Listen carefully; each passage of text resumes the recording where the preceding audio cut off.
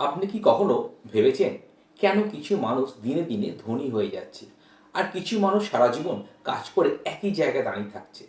সত্যি ব্যাপারটা একটু কষ্টের লাগছে না?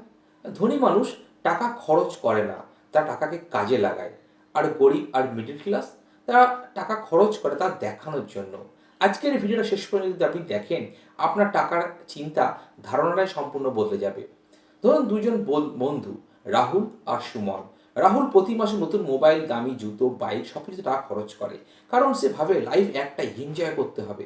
আর সুমন, সে একটু আলাদা। সে প্রতি মাসে কিছু টাকা সঠিকভাবে ইনভেস্টমেন্ট করে মিউচুয়াল ফান্ডে, এসআইপিতে, ছোট ছোট ব্যবসায়। 5 বছর পর কি হলো? রাহুলের কাছে আছে শুধু পুরাতন জিনিসপত্র, আর সুমনের কাছে টাকা নিজেই বানাতে শুরু করে দিয়েছে।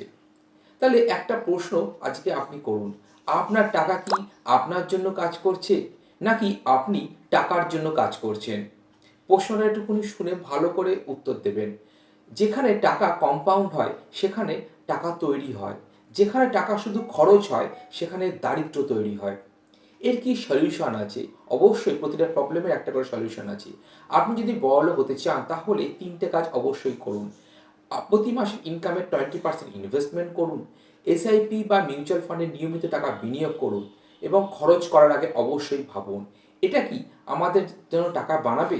মনে রাখবেন, আজকের ছোট ছোট ইনভেস্টমেন্ট আগামীকাল একটা বড় সম্পদ।